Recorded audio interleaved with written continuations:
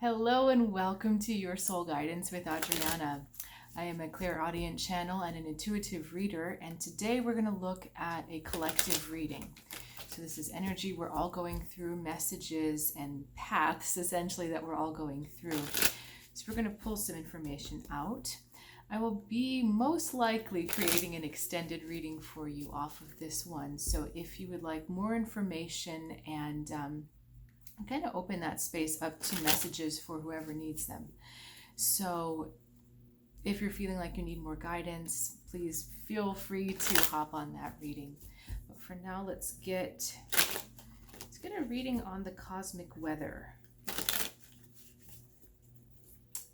I like that term, cosmic weather. Whether or not you believe it, it's what it affects all of us. That's how I feel about the weather.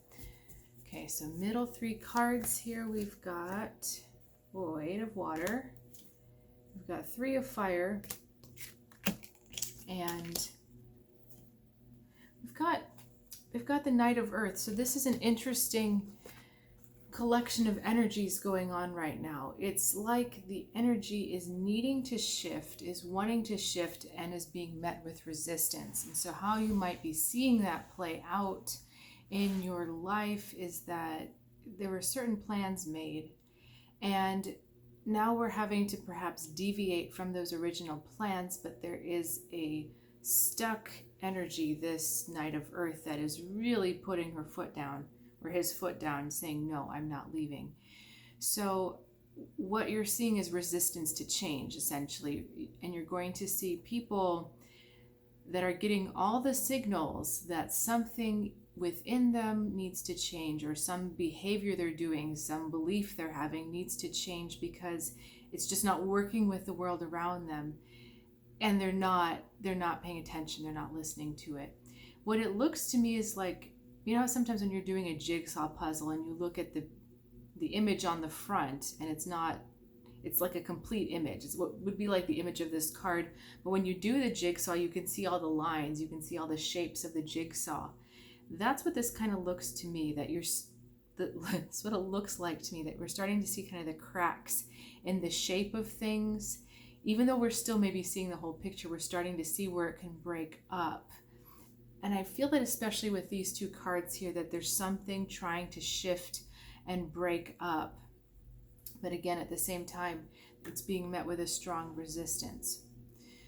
So what is the lesson right now that the collective soul is trying to teach us?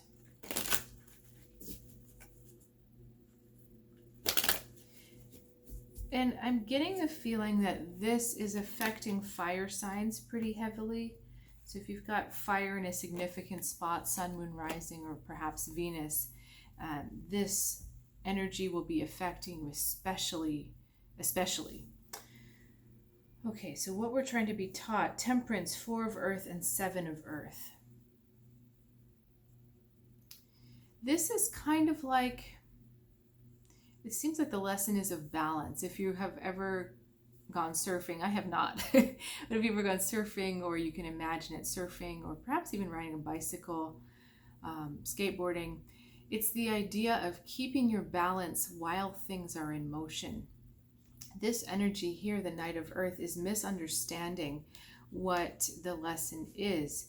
The lesson isn't about balance being digging your heels in and never moving. That's one way to stay in balance, right? So if you're on the balance beam, like in gymnastics or something, there are poses where you're doing a static pose and you're holding your balance. But this lesson we're learning right now is about balance in motion. How do we keep our balance in motion? And that's a different thing. Again, I've never gone surfing, I don't skateboard, but from observing it, I think it's even similar to driving a car. You have to do all these little micro corrections with the steering wheel. You don't want to do big ones, right? Because the car will do this. But it's the same with surfing. Part of you is staying stable, but there's all of these little micro adjustments that you're making. If you were just to stay locked and not make any micro adjustments, you're not going to stay in balance. And that's really the big energy and the big message right now. We can't stay locked. we have to understand what it's like to have balance in motion, to make micro adjustments, to be flexible without losing our stability, and to be stable, knowing the points of flexibility. So overstable can become rigid, right? And we're talking about this concept applies to attitudes. It applies to the way physically the way things work. If you're in too rigid a position, then it's very easy to topple you, actually, because there's no give, there's no take. But sometimes, as a reaction to being overgiving, we tend to become too rigid. And the energy right now is trying to teach us to have a little bit more pliability, but to really understand that balance isn't about being rooted. It's not this energy here. She's really stubbornly planted. She's really stubbornly not going anywhere. But balance has to do with how we adjust to different flows of energy. How we adjust, it's not to challenges. I just feel like, and it's not about the way that we hold our views or hold our positions. Let me get a little bit more color on this, because I'm having a hard time explaining it. Can you help me explain this a different way?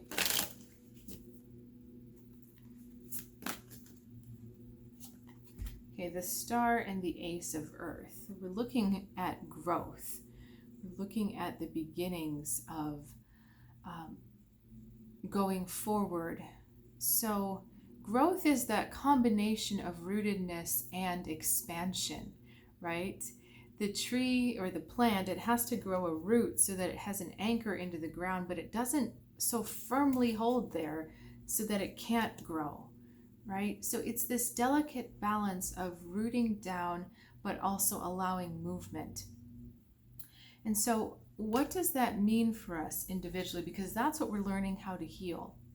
I feel like what's going on is that so many of us have been, we've been subject to so much chaotic change and so much chaotic or just upheaval, really. It's internal upheaval that's been going on, creating external upheaval in our world. And that's all been good because we've needed to break up. That jigsaw puzzle did need to get broken up. But the Star is trying to bring us back into healing. Because what happens sometimes when we're pushed into upheaval so much is that we grab on to anything that doesn't shift or anything that doesn't change, something that feels safe.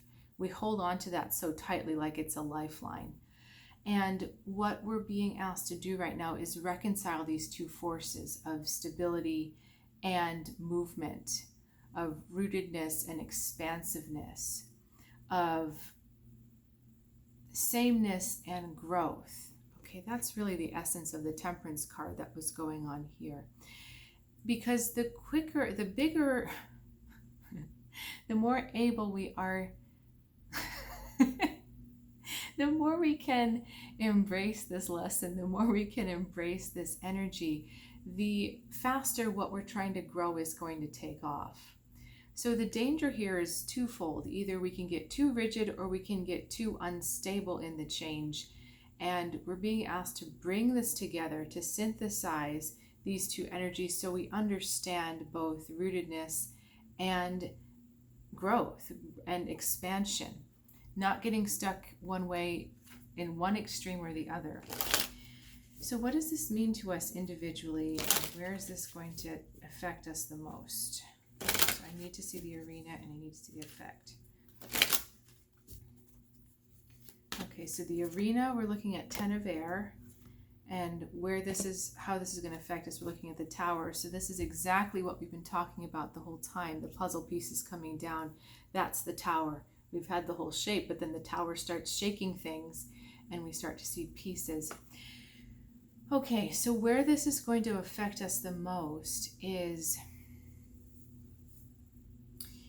there has been some final, I'm holding just one in the picture here. there has been a lot of finality, a lot of coming to terms with exactly how you've been hurt and exactly how you need to heal. And it's beyond that as well. It's really understanding what thoughts, what behavior patterns just have not gotten you anywhere. This is putting a lot of it to rest. This is putting a lot of it to death in a good way. Because what I feel like has happened to a lot of people that are on this self-reflective journey of growth and elevation of consciousness is that there's been a lot of these coming to terms with, okay, this belief really doesn't work. Okay, this way of thinking about myself or thinking about others really doesn't work. This way of looking at the world doesn't work. There have been a lot. You could probably write me a list of about 10 or 20 beliefs or changes that you've had to make. And this has taken a bit of a toll on the self. This has taken a toll. It's like the self has taken a beating. If we think of the self as a bird and it's been left out in a rain, like a very heavy rain with a lot of wind and lightning, the bird's still okay, but maybe it's a little bit exhausted from having been battered so much. So it's kind of like the self, the soul is in this moment of just, there's two things going on. It's worn down in a way, exhausted having fought so many battles. It's not exhausted in wanting to give up, but it's just that feeling of, oh my God, I've been through a lot. So there's a deep need to rest and heal and give yourself the space to do that. But there's also the feeling like we're finally never going to look back. We're finally going to get to this place of, I have no business being back there. And I think that's why the tower is actually a good thing. That the tower is going to shake that puzzle up so much that we're not going to be able to put it back together. And that's a good thing. The things that don't work, we're not going to be able to pick up again. The things that are keeping us from rising to higher vibrations, negative thoughts, hateful thoughts, disconnective ways of being, they're not going to affect us anymore. They're not going to pull us back into these places. So the tower, it's like an earthquake, and you're standing on one side of the land and your old self is standing on the other side of the land, and the tower causes this schism in the middle of those two selves, and so you're broken apart and you can't reach each other. And that is a good thing, but it is why we're called to heal and to really come to terms with the idea of roots and expansion happening simultaneously. Because if you're unaware and you're just going through this, it's going to feel catastrophic. It's going to feel overwhelming and scary and all of this stuff. But if you're aware that this time is about the combination of growth and rootedness, the combination of grounding into that root chakra and expanding up through the higher chakras and bringing that all together as one piece. I love this image of the seed. You see the growth starting to happen, but you also see the downward growth of the roots. So we're being called in both directions. We're being called to ground deeper. We're being called to expand more and to understand that whatever is moving and changing with outside of us, as long as we stay in this place of wanting the balance between the two, we're going to embark on a creatively healing path, which means that anything we want is going to be within our grasp. Anything we want to create is within our grasp. And this is very encouraging, but it's also very exciting and hopeful. Because if we're all creating something out of love for the future, then we're all creating something amazing for all of us to experience together as our energies all build and merge, because they'll be all on that vibration of love and expansion. Okay, so I'm going to keep drawing cards asking for messages and any other things that we need to know. If you'd like to follow me over, the link is in the description below, and I'll look forward to seeing you there, if not on another reading. Wishing you so much peace and inspiration on your journey. I'll see you soon.